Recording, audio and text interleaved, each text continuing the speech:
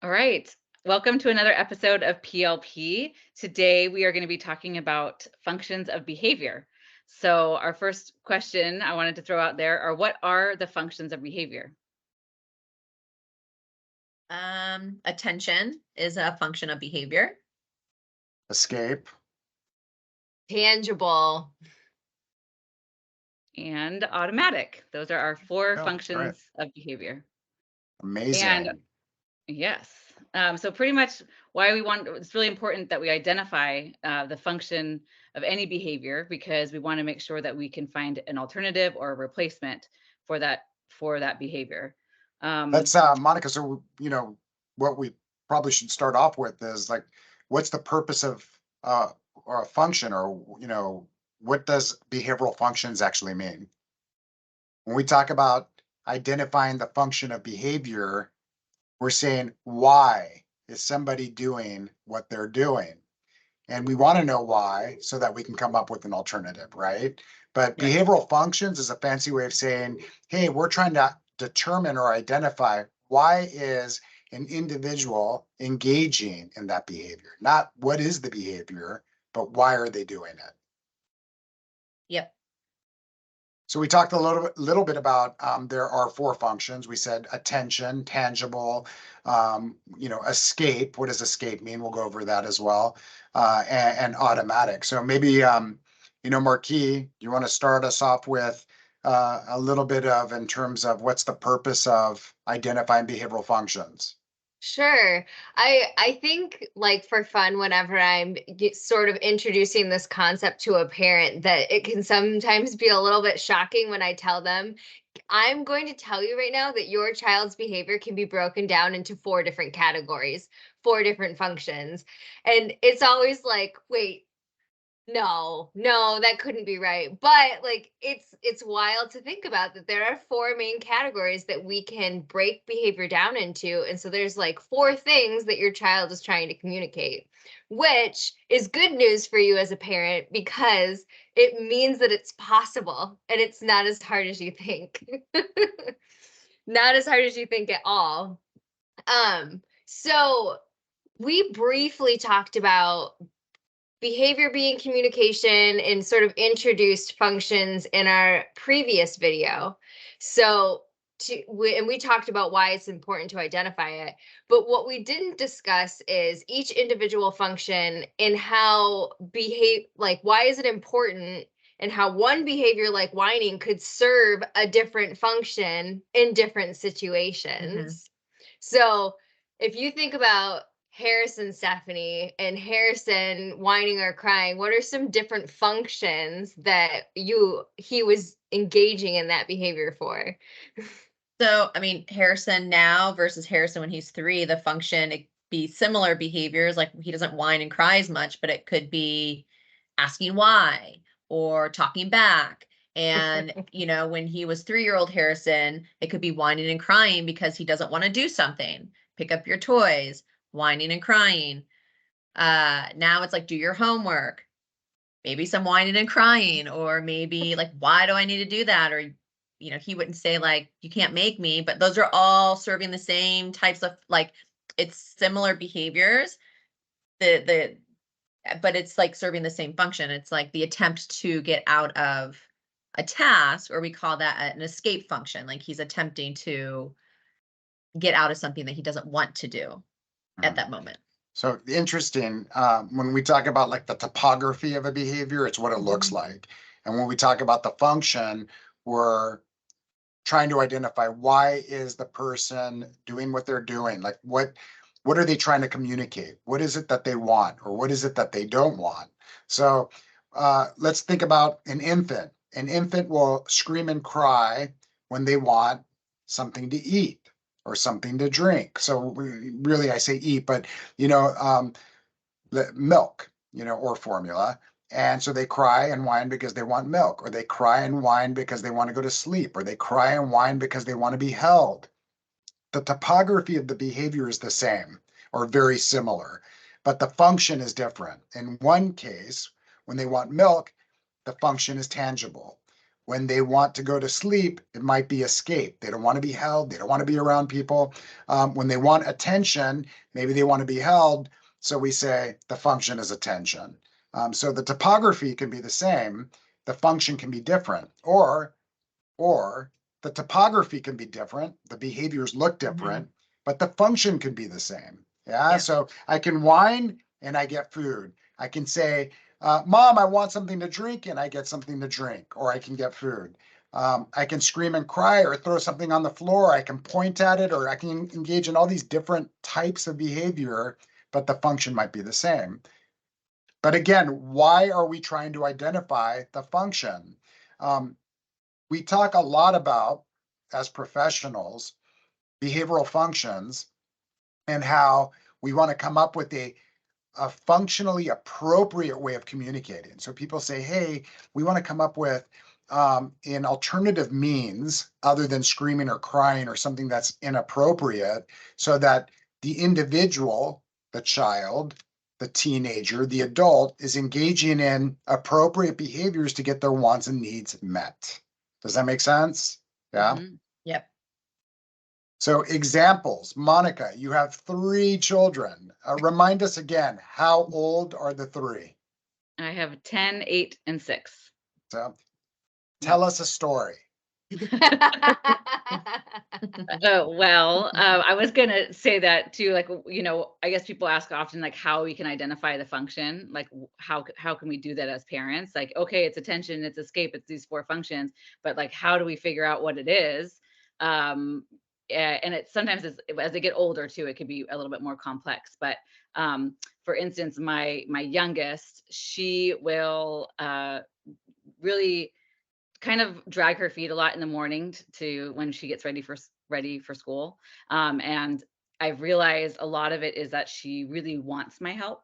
So a lot of it, I think, is more of an attention. So I was like, why is she taking so long? Why? And it's not that she doesn't want to go to school. It's not that she's trying to get out of that. But I realized that it was, a lot of it was because she really wanted me to sit there and do the things with her. So after I figured that out, I was able to identify, okay, I can front load it and say, hey, if you get this done, then we get to do this together. That's even better than me just helping her get dressed. So those are like an example of why it's really important to identify the function. But it can be a little bit tricky sometimes, but I think that's, something that parents really need to just stop and look at, as to, like, how can we figure out what we can do differently? I And love it, that. yeah, Thank and I was you gonna for sharing say, that. That's great. I think like if you don't, then you would just say like, oh, she doesn't want to go to school. So I'm doing the right thing by like continuing to like, we're still going to school, even though the behavior, the dragging her feet behavior is still happening, even if she's continuing to go to school. And that is tricky because there's 2 things happening before the behavior, which is getting dressed, going to school. Mhm. But then it's really taking a step back, say, oh, it's the lack of mom helping that could be the reason for the behavior. Yeah. The nice thing, though, is if we are trying to identify the function without doing any type of complicated assessment, and we think it's one thing, and then we change how we respond to that, but we don't see changes in that specific behavior, then it's telling us that we missed the target. We did not Mhm. identify the behavioral function. So, in one case, let's just say, Stephanie, with your example, Monica thinks, oh, she doesn't want to go to school. Well, you know what? She's going to go to school anyways. I'm going to make her do what she's doing, and she's going to have to continue doing what she's doing. And ideally, if that's the case, then she'll get ready maybe a lot faster over a period of days, knowing that I'm not going to prevent her from going to school. But if nothing changes, then we have to say or ask ourselves, maybe it's not an escape function. Maybe it's not that she doesn't want to go to school. Maybe she wants some form of attention. And in this case, Monica was able to identify, knowing her child. She wants me to be with her, to walk her through the steps. She wants my attention. It's not because it's a lack of skill. Yeah, Mhm. it's more Right. of the idea that she wants mom's attention. And obviously it sounds like, Monica, when you came up with that, the rule, hey, if you finish this, then we get to do that. Did that work? Is she able Oh to? yeah, Yeah, definitely. so you've Yep. successfully, as I would hope, as a behavior analyst and a parent, have identified the function. And so you were able to change things to get the behavior that you want. And, you know, the one thing I was going to say earlier when we talk about functional communication, I think the common mistake people make is they say, oh, we need to teach functional communication when a child is throwing items for attention or because they're screaming. And I say, no, that is functional communication, because if they're throwing something or screaming and then they're getting what they want, and how do we know they're getting what they want? Because they stop screaming or because they stop throwing objects. So now they have their needs met. That's a form of functional communication. It's just inappropriate. And it's not something that will be ideal in the community that we live in or the community that that individual lives in. So when we talk about functional communication, we're talking about appropriate modes of functional communication. Well, Yeah, and thank you for I sharing think that, Monica. That was great. I think it's important to point out for parents listening that, like, the message here is that if your child is engaging in a behavior that is not appropriate, you don't have to accept that and just decide that that's the rest of your life and that's just the way that they are. You have the power to implement different strategies and modify that behavior for a way that is better for your family and for their overall well-being. You have that power. Yeah. So just like a recap, a quick recap, we said the topography of the behavior is what the behavior looks like. So whether they're screaming because they want milk, whether they're throwing something because they want milk, whether they're hitting somebody because they want milk, whether they're saying the word milk, a one-word response because they want milk, maybe they're pointing to the milk because they want milk. These are all different topographies, but the function is the same if they're getting the milk. So if they scream and mom gives them milk, well, then they're going to scream in the future. If we don't give them milk when they scream, which I think the big question is, well, then what do we do? Well, we try to prompt them if they can point, or we try to prompt them if they can say the M sound, or we try to prompt them to say the word, and then we follow it with giving them the milk.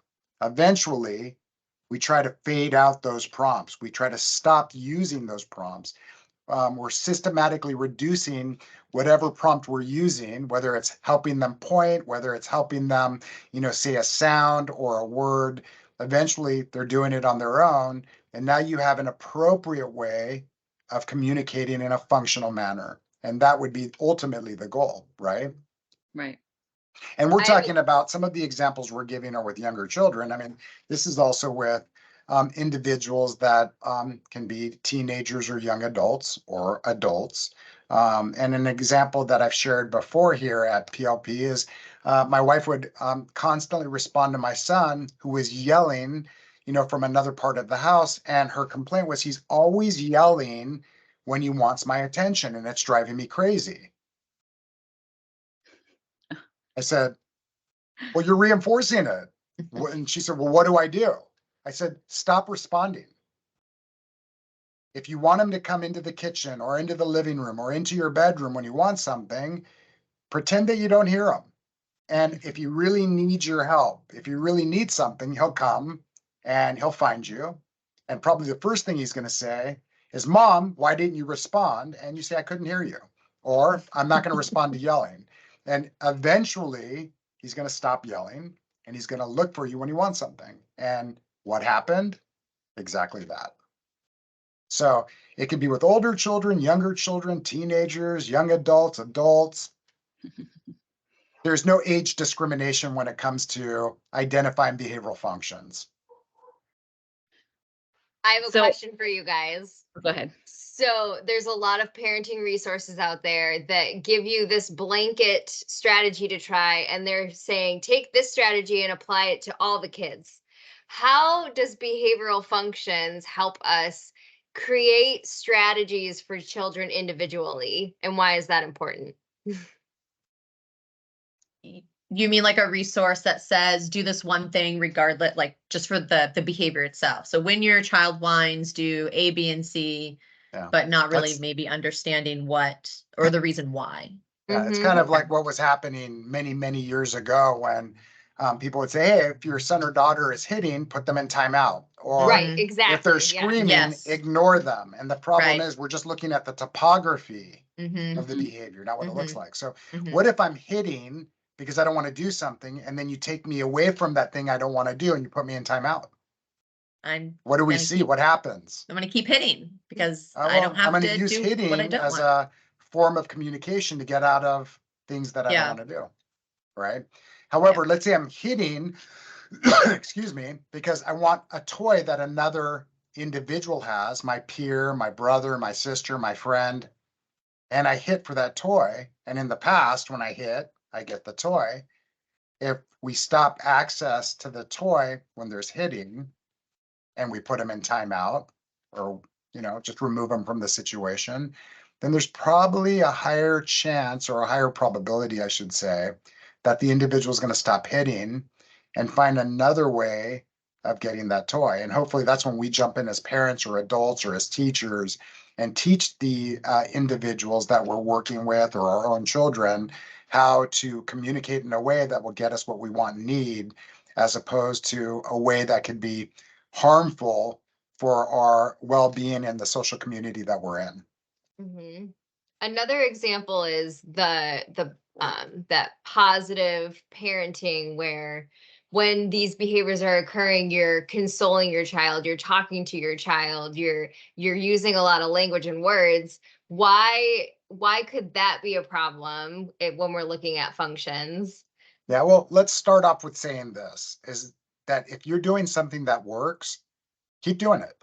Mm-hmm. If it's not working and you've been using the same strategy for more than a couple of weeks, it's probably time to try something different. So again, I'm not saying that, if you're talking to your child, if you're explaining something to your child, if your child or young teenager has a complex verbal repertoire or has a strong grasp for language and it works for you, then you should keep doing that. But if it's not working, then it's time to try something different. And maybe it's trying to identify, why is he or she trying to do what they're doing? Or why are they hitting? Why are they screaming? Why are they breaking things? Why are they tantruming? And if it's because they want this, or they want to get out of that, or they want attention, then teach them a different way of communicating. That's the key. That's, if you can get anything out of this, quick little podcast here, it's keep doing what's working, and be willing to accept if something's not working, to try something different. Yeah, and I think as a parent, when you're in it, it's sometimes hard to like, why isn't this working? And I think I catch myself struggling sometimes, and I'm like, well, okay, well, it's not working. I need to change it. And then I take a step back, and we're done. We're done with whatever's happening now, because I need to take a step back and try to figure out, because this isn't working anymore. It's not working for me. It's not working for you. And then we'll try something else tomorrow, because maybe it was never working, or it was and now it's not. And you're constantly changing what you need to do. And you might go back to what was working before, and but when you're in it, it's harder. Sometimes you do have to take a step back and just say like, okay, let's start over and try to figure out, because when you're in the moment, you're just flustered and it's complex. It's really difficult. Yeah, that's a great point, Stephanie. I mean, that's for anybody that's in that situation at that moment in time. I think that's great advice. And thank you for sharing that. It's like, if you are flustered, if you are emotional, maybe it might be a good idea to take a step back and rethink the strategy that you're going to use, or maybe an outside pair of eyes might be helpful. Somebody that's familiar with behavioral functions, or who has been successful with their children, or somebody who does this for a living. If you are meeting with repeated I hate to say failures, but if you're hitting roadblocks, and you need somebody to come in and advise, I think that's probably the best thing to do. But yeah, anytime you're feeling frustrated, if something's not working, just take a step back and take a break, and then go back to the drawing board. So if I was a parent that was to come to you to ask you, okay, how do I take a step back, and what am I looking for in order to identify what the function of the behavior is? Like, what am I supposed to be looking for before or after? So how would you go about, I guess, explaining to a parent, Yeah. how do I figure this out? You kind of answered the question, and I think you were trying to backpedal as a professional, the before and the after. But really the truth is, it's like, first of all, what is the target behavior? Is it screaming? Is it crying? Is it whining? Is it arguing? So identifying the target, and then what happens before? Did we ask the person to do something? Did we deny them, deny their request for something that's preferred? Did we, assign a task to them, whatever it might be, and we call those antecedents. It's what happens right before the target behavior. And then we also have to look at what happens right after. If the individual is denied a preferred item and they scream and cry, and then what happens after the scream and cry is we give them that preferred item because we're in the grocery store and we don't want a lot of attention. We look at the antecedents. It's the request is denied for a preferred item, maybe a candy bar in the store. The behavior is screaming and crying. And then the consequence, what happens after the behavior, is now the individual has access to the candy bar. We give them the candy bar. And so what we're essentially teaching them is that, this is a very effective way of communicating. It's inappropriate, but it's effective for the individual that wanted the candy bar. So we say in the professional field, let's identify the ABCs, the antecedents, what happens before the behavior. Let's identify the behavior, whether it's screaming, crying, whining, arguing, and then let's identify the consequence, what happens after. And keep in mind, regardless of whether or not it was your intention to reinforce or it was not your intention to reinforce, intention has nothing to do with it. You just have to say or ask yourself, what happened right after they were screaming and crying? Ooh, I gave them attention. Ooh, I gave them the candy bar because there were so many people around, I was embarrassed. Whatever it is, we have to figure out what can we do different next time, and how can we use maybe antecedent manipulations.